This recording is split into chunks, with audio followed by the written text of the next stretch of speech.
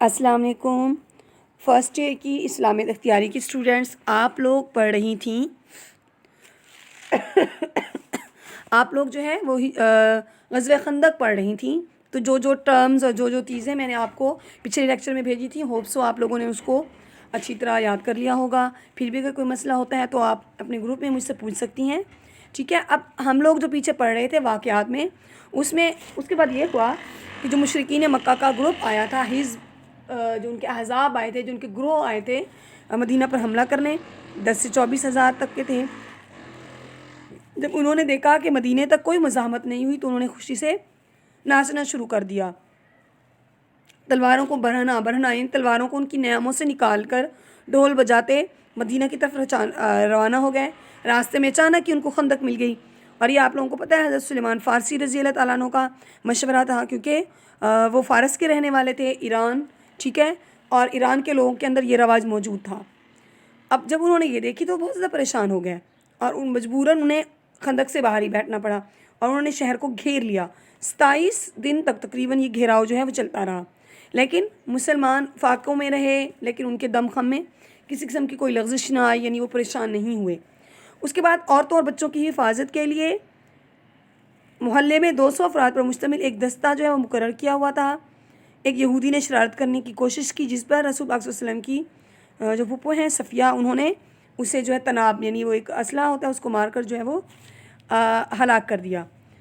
اس کے بعد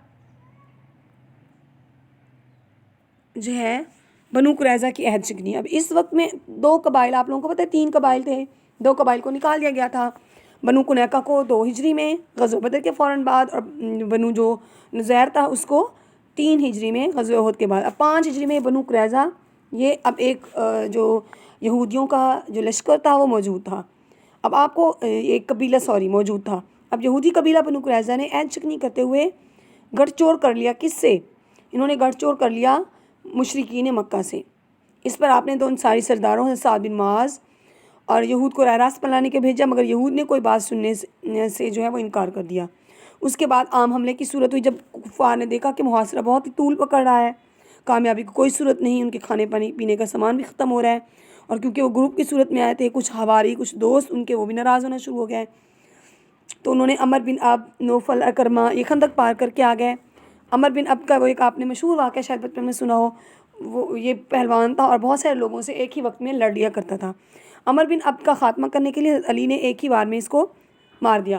جب یہ گرا اس کے اوپر اس کو حضرت علی جو ہے اس کے مقابلے کے لیے آئے۔ حضرت علی بہت قد اور کاٹ کے حساب سے بہت اونچے لمبے نہیں تھے، ٹھیک ہے، تو انہوں نے اس پر قابو پایا اور اس کے سینے پر چڑھ کے اس کو قتل ہی کرنے ہی لگے تھے کہ عمر بن عبد نے حضرت علی کے منہ پہ تھوک دیا۔ حضرت علی رضی اللہ عنہ اس کے سینے سے اتارا اور دوبارہ سے اس کو جو ہے لڑنے کی دعوت دی۔ دوبارہ سے لڑائی ہوئی، حضرت علی نے ان پر قابو پا لیا اور ان کو قتل کر دیا۔ جب یہ سب ہوا تو بعد میں لوگوں نے حضرت علی سے پوچھا کہ آپ نے ایسا کیوں کیا؟ عمر بن عبد بہت طاقتور پہلوان تھا، ایک دفعہ اس کو قابو کرنے کے بعد پھر آپ نے اس کو چھوڑ دیا، تو یہ چیز کسی طرح بھی ٹھیک نہیں تھی، تو آپ نے ایسا کیوں کیا؟ تو انہوں نے بہت خوبصورت جواب، انہوں نے کہا کہ میرے دل کے اندر اس وقت ذاتی طور پہ رنجش آ گئی تھی، جس کی وجہ سے ہو سکتا ہے کہ اللہ تبارک و تعالیٰ جو ہے، یعنی وہ جو فی سبیل اللہ کرنے والا کام ہوتا ہے وہ نہ رہا۔ اس کے بعد ہے مسلمانوں کی تدبیر۔ مسلمانوں نے ایک آئیڈیا لگایا۔ ہوا کچھ یوں کہ نعیم بن مسعود قبیلہ غطفان کا ایک سردار تھا، وہ مسلمان ہو گیا۔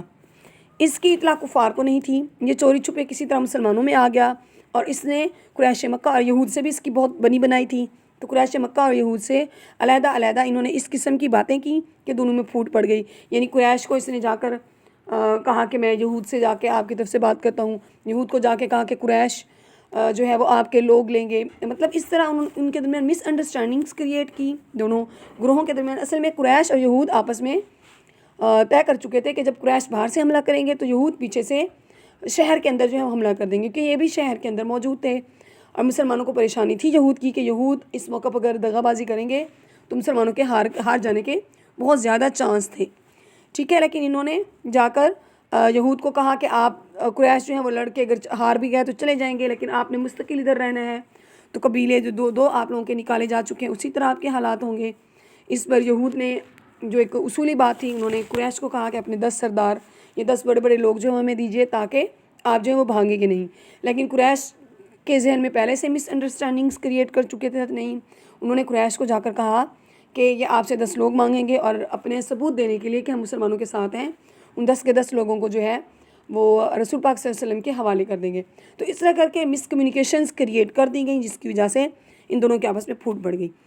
ایک وجہ تو یہ رہی. دوسری وجہ غیبی امداد رہی. 27 دن گزر چکے تھے، سردیوں کا موسم تھا، تیز آندھی چڑھی، خیمے اڑ گئے، سامان الٹ پلٹ گیا، ایون سامان رسد یعنی یہ کھانے پینے کا سامان، جانور سب تباہ ہو گئے، کھانا پکانا محال ہو گیا. اب یہود نے بھی ساتھ چھوڑ دیا. لہٰذا ان حالات میں محاصرہ کرنا بیکار تھا. تو اب جو مشرکین مکہ تھے وہ اپنے لشکر کو ساتھ لے کر چلے گئے.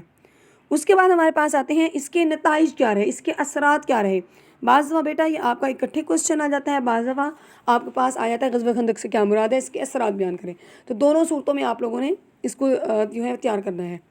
بنو قریظہ کا خاتمہ. سب سے پہلا اثر یہ ہوا کہ مدینہ جو ہے وہ یہود سے پاک ہو گیا، بنو قریظہ کو ختم کر دیا. اس غزوے کے فوراً بعد آپ صلی اللہ علیہ وسلم نے فرمایا لا یصلین الاسرى الا فی بنو قریظہ، اثر ادا نہ کرو یہاں تک کہ تم بنو قریظہ میں پہنچ جاؤ، یعنی اتنی تیزی سے پہنچو کہ تمہارے اثر کا وقت جو ہے وہ بنو قریظہ میں جا کر آئے. تو صحابہ کرام نے جو ہی وہ جنگ ختم ہوئی غزوہ خندق اسی دن یعنی آخری جو غزوہ خندق کا دن تھا اسی دن بنو قریظہ پر حملہ کر دیا، اس کا محاصرہ کیا. اور یہود نے حضرت سعد بن معاذ کو ثالث بنایا، یعنی ہمارے درمیان فیصلہ کروائیے، اور ہتھیار ڈال دیے. اور یہ بھی کہا کہ سعد بن معاذ جو بھی فیصلہ کریں گے وہ ہمیں قبول ہوگا. تو رسول پاک صلی اللہ علیہ وسلم نے سعد بن معاذ کو بلوایا. وہ غزوہ خندق میں زخمی ہو گئے تھے، بیمار تھے، ان کو اٹھا کے لایا گیا، خود چلنے پھرنے کے قابل نہیں تھے. تو حضرت سعد بن معاذ نے کہا کہ کیا تمام لوگ میرے فیصلے سے متفق ہوں گے؟ تو سب نے کہا ہاں. انہوں نے پھر پوچھا تو حضور پاک صلی اللہ علیہ وسلم نے کہا ہاں میں بھی آپ کے فیصلے سے متفق ہوں. تو اس پر انہوں نے تورات کی روح سے فیصلہ کیا. یہود نے اس لیے ان کو اپنا ثالث مقرر کیا تاکہ ان کے حق میں جو ہے کوئی فیصلہ ہو، کیونکہ وہ ان کا مسلمان ہونے سے پہلے ان کے دوست تھے. لیکن انہوں نے تورات کے مطابق فیصلہ کیا. تورات کا کیا فیصلہ تھا کہ وہ لوگ جو اپنی اسٹیٹ کے ساتھ، اپنے ملک کے ساتھ غداری کریں تو ایسے لوگ جو بالغ مرد یا قریب البلوغ لڑکے ہوں گے ان کو قتل کر دیا جائے گا، عورتیں اور بچے غلام بنا لیے جائیں گے، اور تمام املاک جو ہیں وہ مسلمانوں میں تقسیم کر دی جائیں گی. تو بالکل اسی طرح فیصلہ کیا گیا. اب مدینہ یہود کے وجود سے پاک ہو گیا. اس کے بعد ہے اشاعت اسلام میں ترقی. اب مسلمان جو ہے اسلام کو عام کرنے میں ان کو ترقی ہونا شروع ہو گئی. کچھ لوگ ایسے بھی تھے جو اسلام کو پسند کرتے تھے لیکن وہ اتنی زیادہ تکلیفیں برداشت کرنے کے قابل نہیں تھے، یعنی اتنے زیادہ لوگوں کے ساتھ جھگڑا کریٹ نہیں کر سکتے تھے. تو ایسے لوگوں نے بھی آہستہ آہستہ ان پر واضح ہو گیا کہ کفار کی حیثیت کیا ہے. تو لوگ بلا خوف و خطر بغیر کسی خطرے کے مسلمانوں کی فیور جو ہے کرنے لگے، اسلام کو قبول کرنے کے لیے وہ لوگ آگے آنے لگے. اس کے بعد ہے مسلمانوں کا رعب اور جلال. اس جنگ کے بعد صرف قریش مکہ پر ہی نہیں بلکہ دیگر قبائل پر بھی جو اس جنگ میں شریک ہوئے تھے ان سب قبائل پر مسلمانوں کی دھاک بیٹھ گئی، مسلمانوں کا لوہا بیٹھ گیا کہ جو مسلمان ہیں وہ کچھ کر سکتے ہیں. اس کے علاوہ اس جنگ میں ایک اور چیز ہوئی جس میں مسلمانوں نے چند جنگی اصول سیکھ لیے. مثال کے طور پر انہوں نے جاسوسی نظام بہتر کر لیا، انہوں نے جدید آلات، جدید طریقہ کار اختیار کیا، دشمن کو سرپرائز کرنا، یعنی ایسے فیصلے کرنا جو کہ دشمن کو حیران کر دیں. تو یہ سارا کچھ جو انہوں نے کیا. اس کے بعد ہے فریقین کا اقتصادی نقصان. اس جنگ میں قریش کو ناکامی ہوئی اور اس جنگ کی وجہ سے دشمن کو بہت زیادہ نقصان ہوا کیونکہ قریش نے اپنی ساری دولت اسی میں لگا دی تھی. تو ان کو اقتصادی نقصان بہت زیادہ ہو گیا مشرکین مکہ کو. اس لیے بہت طویل عرصہ تک وہ کسی بھی قسم کی جنگ لڑنے یا کسی بھی قسم کا کام کرنے سے یعنی مسلمانوں کے خلاف جانے سے باز آنے لگے. اس کے علاوہ کفار کی عسکری قوت کہتے ہیں ان کے فوجی قوت، یعنی ان کا جو ایک فوجی صلاحیتیں تھیں وہ بہت زیادہ اثر انداز ہوئی. ان کے نہ صرف یہ کہ ان کے حوصلے پست ہوئے بلکہ ان کی افرادی قوت بھی ختم ہو گئی. اس کے بعد پھر انہیں کبھی بھی ہمت نہ ہوئی کہ وہ مسلمان پر حملہ کرتے. پھر 6 ہجری کو صلح حدیبیہ ہم دیکھتے ہیں کہ ہوا. یعنی صلح ایک شخص کب کرتا ہے؟ جب اس کو لگتا ہے کہ ہم اگلے شخص سے مقابلہ نہیں کر سکتے. تو مشرکین و مکہ کو بھی لگا کہ اب وہ جو ہے نہیں کر سکتے مسلمانوں سے مقابلہ، تو انہوں نے صلح کی طرف قدم اٹھایا. اس میں اب آپ لوگ ایک پوائنٹ کو اور بھی اضافہ کر سکتی ہیں. सुलह हुदैबिया का पेश खैमा, ठीक है, हो सकता है आप लोगों की बुक्स के अंदर मौजूद हो, मेरी बुक के अंदर मौजूद नहीं है। हुदैबिया जो है वो इस तरह लिखेंगे, ये एक मकाम है जो सऊदी अरब के जो मक्का और मदीना के दरमियान में है, हुदैबिया, ठीक है। तो वहाँ पर ये सुलह की गई तो इसलिए इसको सुलह हुदैबिया कहा जाता है। तो सुलह हुदैबिया का पेश खैमा भी साबित हुई, ये जो आप कहते हैं कि जिसको आप कहते हैं कि ग़ज़वा खंदक, ठीक है। उसके अलावा मज़ीद अगर आप लोगों के जहन में कोई पॉइंट आ रहे हैं तो उसको भी आप लोग जो है वो यहाँ पर लिख सकते हैं। इस पूरे क्वेश्चन को अब आप लोग अच्छी तरह याद कर लें, कोई भी प्रॉब्लम है तो वो ग्रुप में आप इसे डिस्कस कर सकती हैं। अपना ख्याल रखें। अल्लाह हाफिज़।